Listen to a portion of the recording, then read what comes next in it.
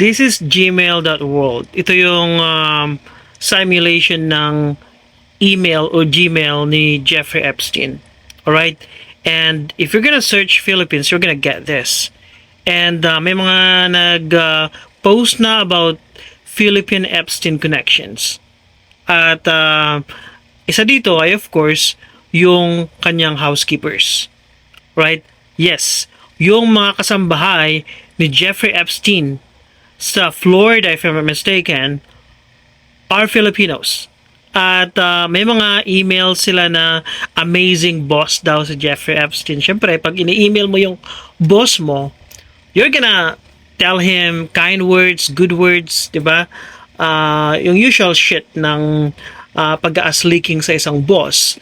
And if you're gonna, well, definitely, ito yung resource. I also have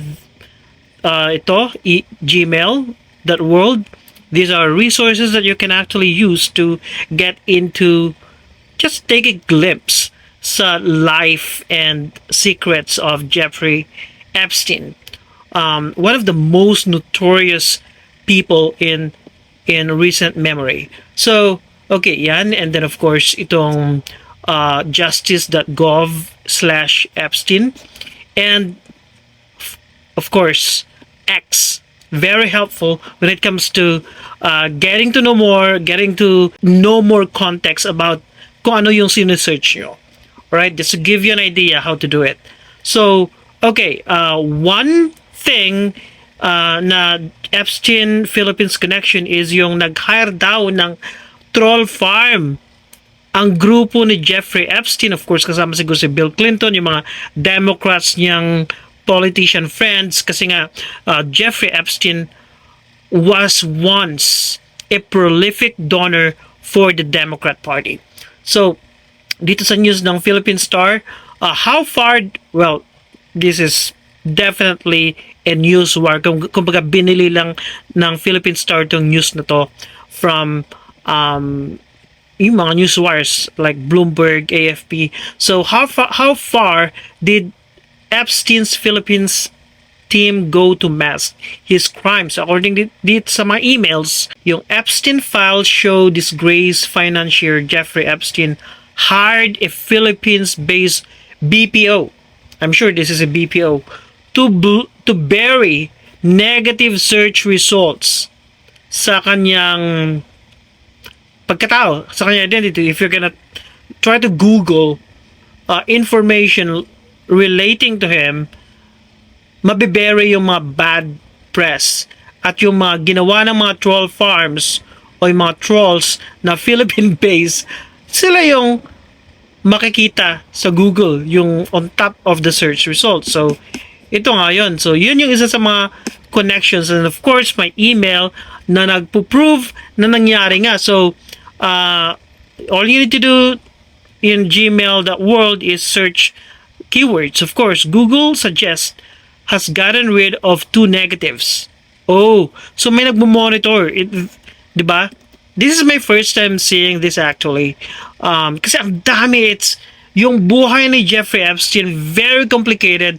Ang daming layer, ang daming mga pwedeng malaman. And apart from that, yung dark web-ish, di ba? Yung mga crimes na ginawa, yung jerky, yung Pizzagate, super dami. Spies, yung sinasabi ng Trump connection na wala naman talaga. And most especially, Democrats, Bill Clinton, Biden connection, at yung royal family na according to Ro Khanna, okay, one of the Democrat representatives in the US, sabi niya, if we're gonna dig deeper into this Jeffrey Epstein royal family of the UK connections, you know, matatanggal o mabubuwag ang royal family kasi nga kasama rin sina King Charles at yung kapatid niyang pedo. Ito na nga yung mga connections natin. Sabi dito, Jeffrey Epstein jail and one Jeffrey Epstein pedophile. Another thing, so minomonitor nila yung mga natatanggal na mga negatives. 'Di ba? Na tinatrabaho ng mga Philippine trolls. I've had the Philippines work on since day one Also, the Daily Beast is now number 9. So, very sophisticated talaga sila. We people, normal people, when we go online and yung mga vloggers, ako nga, I've been doing this vlog thing for some time. Hindi ko lang tinitingnan yung Google search. Wala akong pakialam. Yung mga talagang super SEO guys itong mga to. They really get into it. Tinitingnan talaga nila yung analytics, di ba? Ganun sila sophisticated. So, natanggal na yung number 9. We're close to bumping it off the radar. So, they're trying to bump off yung mga super negatives na napapublish about kay Jeffrey Epstein, and they actually tap or hired Filipino trolls to do the dirty job for them. Yung housekeeping talaga, the cleaner, kumbaga online cleaner, and literally Jeffrey Epstein hired cleaner sa kanyang bahay. And I mean, not to really be pejorative or talagang negative sa mga hinar, kasi wala naman talaga silang kasalanan eh. They're just working for him, and it just so happened that their boss was a monster, diba? So yun, we're bumping it off the radar when the Google bots hit our sites around the 12. All the other Jeffrey Epstein sites that we have been promoting will kick in, and we would see some real positive results. Talagang they're really hard talaga troll farm. So yun lang isang connection doon, and yung pinaka main connection na Filipino housekeepers. Yung driver ni Jeffrey Epstein, si Jojo, is a Filipino, and yung isang siguro asawa niya si Lynn Roslyn yata yung pangalan niya dito, Lynn and Jojo. And who's Leslie Gruff? Leslie Gruff, siya yung mayordoma sa kanyang mansion sa Florida, Palm Beach, if I'm not mistaken. So, Leslie Gruff, nasan dito? I think we did search about Leslie Gruff. Ito yung si Jojo. Okay, just to show you who Jojo is. Ito sila. Jojo and Lynn Fontanilla. At meron pa silang picture ni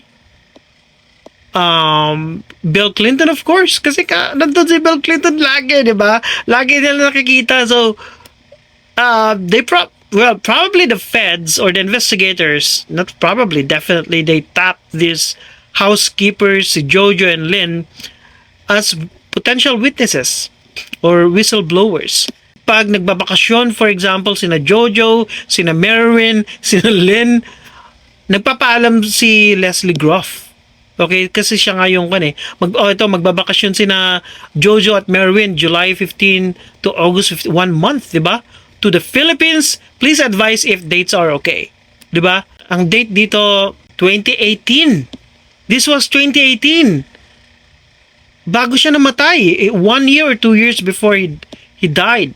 And then itong email ni Tess, another Filipina. I don't know who this Tess is. Sabi dito, makikita mo yung na-humanize si Jeffrey Epstein. Ano bang klaseng boss siya? So, sabi dito ni Tess, ito yung email address ni Epstein, okay? G Vacation. Okay, dear sir, thank you so much for your kindness for paying our trip. So, binayaran talaga yung trip. All expense paid. To go and see our mom in the Philippines. We really appreciated your kindness and open heart for me and my family. You're such an amazing boss.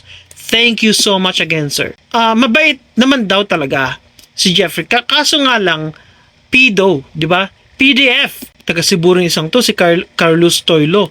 So, puro mga Pinoy yung kanyang mga kasambahay. Tinanong din dito kung okay daw umuwi si Renato para sa funeral ng kanyang dad. Laging si Leslie Gruff yung POC pagdating sa mga communications about the Filipino housekeepers, drivers, at lahat ng mga housemates ni Jeffrey. Puro mga Pinoy talaga. Mom next week Raider. Mabait naman si Leslie, di ba? So, i-check natin, sino ba talaga si Leslie Gruff? Anyway, isa pang connection dito, si Bobby yung Pindaw. May naglagay dito. Pero, sometimes I ignore this kasi nga, parang, nababanggit, nasama lang talaga yung pangalan na, kawawa naman, di ba? Leslie Groff. Yun ba yung spelling? So ito si Leslie Groff. Siya nga yung mayordoma, assistant to Jeffrey Epstein. Was falsely besmirched 2020 to eh. Okay, just to show you, I think this is Leslie. Yeah, this is Leslie. Ito yung, based sa emails, pagkakaintindi ko, ilang beses na rin siyang umuwi o pumunta sa Pilipinas kasi nga nakakasalamuhan niya lagi yung mga housemaids, yung mga house helpers ni Jeffy. Okay? So, ito first time ko lang nakikita itong mga to eh. Kasi ngayon ko lang na-search. So, reminder, Tess is asking to go home to the Philippines and visit her mom who had a stroke for next week. And this was 2017. Okay, I'll pay. Bet, diba?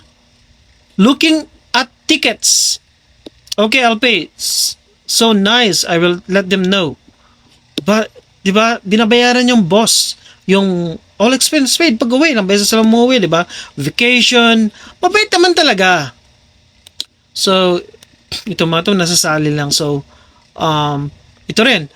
Jeffrey will pay for tickets home. 2018 yun kanina, di ba? Ngayon, 2017, June 17, 2017,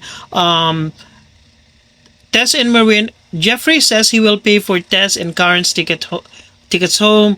So happy, he's such a wonderful boss. Please do us before books a ticket and get reimbursed. Siyempre, may mga boss talaga na, mayroon silang side talaga na evil. Pero, mababait naman sila sa kabilang side. Pero, definitely, he's a monster. You know, I mean, Jeffrey paying the tickets, yung plane tickets at yung mga ibang expenses ng kanyang mga Filipino house helps, barya-barya lang yun, you know. Pero, dito man talaga yung makita na mabait naman talaga siya. Okay, thank you so much. We really appreciate the help. Mr. Epstein is such an amazing boss. Thanks again. Yes, he is very happy for you and Karen.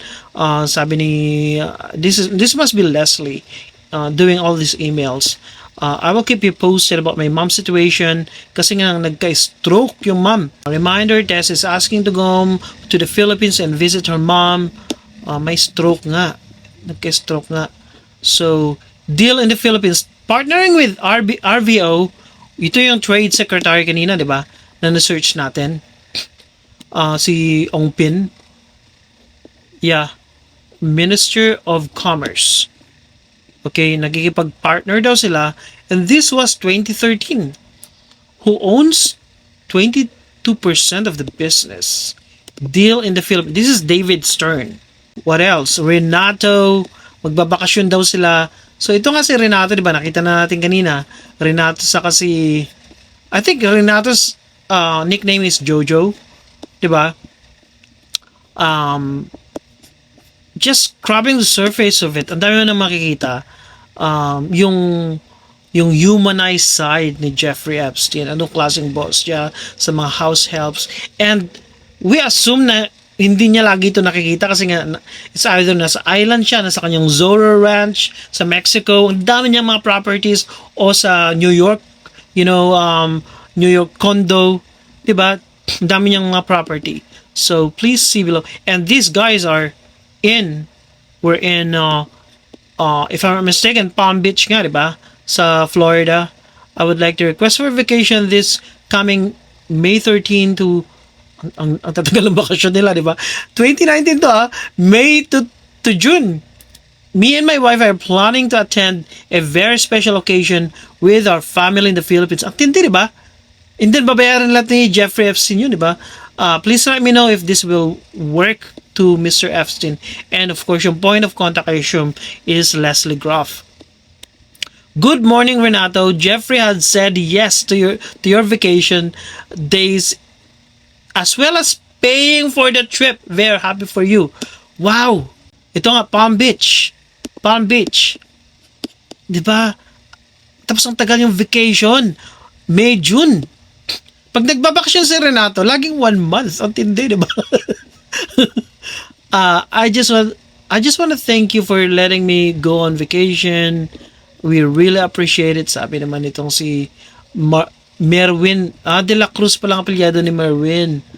Diba? Very happy for these people, but too bad lang talaga, too unfortunate na nadadamay sila at syempre kasama sila sa iniimbestigahan for sure. Okay? Dito. Should stay in the Philippines. What does this mean? Is he being fired? Yun lang sinabi, should stay in the Philippines. Monster, what the heck? What is this? Anong context ito? He should just stay in the Philippines at Monster? Ganun ba yun? Oh my God. So, Jojo. Hi Larry, baby. Just want to know, Jojo will be in the Philippines from July 29 to August 26. And this was 2017. Merwin is with him as well. Jeffrey decided not to bring Renato into New York for this trip. Monster daw. Takot ako dun Just want to let you know, I told Mr. Epstein that you would like to take puro mga vacation diba? Pag mga Philippines. Can you ask if he can pay for our ticket for our vacation daw? Sabi ni Leo Loking. Sure, do you mean to the Philippines? Where? Sabi naman ng sagot ng isa doon. Ang dami niyang house helps. Puro Pinoy. Si Leo, mga main characters dito, diba? Just want to let you know, I told Mr. Epstein that you would like to take 2 weeks off. He approved. Hope you and your wife enjoy Rome. Oh my God. Ito rin naman, si Merwin na naman. 2015. Uuwi daw sa Pinas. Every year sila umuwi. Tapos all expense paid. Yung mga trip nila. Anastasia din. What does that mean? Should stay in the Philippines. Anastasia should stay in the Philippines. Does this mean hindi na pinapabalik? And this was December 2014. So, si Anastasia, na siya. Tinanggal na siya ni Kuya. Monster. Yung isa, sabi should stay. Pag sinasabi ba ni Jeffrey Epstein na should stay in the Philippines, hindi na bumabalik. Mabait naman si Jeffrey, pero monster. Lumalabas talaga yung pagka-monster minsan. So, binabayad yung mga trip, kagaya nung kanina, has approved, JE has approved, blah, blah, blah. Thank you so much. All expense paid. Is asking if you could possibly borrow $3,000. Nag-advance. At si Leslie talaga yung taga-kuan no? Point of contact. Si Jojo yung nangihiram. Ito. Si Jojo. Nangihiram ng $3,000 for Philippines, and this was 2012. So, matagal na pala talaga si Jojo. Kasi nga yung iba, 2017, paulit-ulit yung email, Jojo is asking. Lynn and Jojo are requesting na pauwi. Ibang date naman to, 2012. Ito mag-asawang to, di ba? Ang tagal na nila kay Jeffrey. Kumbaga, mabait din naman talaga si Jeffrey. Siyempre, mabait pagdating sa pera, di ba? So, gusto ko lang malaman, pag sinasabi ba ni Jeffrey Epstein na should stay in the Philippines, ganun lang, di ba? Ayaw na niya. Ganun ba yun? Taking our vacation with my family, and this was May 23 of 2019, this summer on June 16 to July. 1 month talaga sila pag nagbabakasyon, di ba? If this is agreeable, syempre, pinaabot ni Leslie kay Epstein, and he confirmed daw, airline, etc., all expense paid. He pays for your ticket, sabi ni Leslie. Nagpasalamat din naman si Carlos Toilo, parang si Boss Toyo. We are planning, blah, blah, blah. So, yun. Mabait naman talaga. So, pagdating sa mga house help, si Mr. Epstein, despite the fact that he is a monster. So, yun yung connection, and that really humanizes Jeffrey Epstein as a boss. Kung ano bang klaseng boss siya.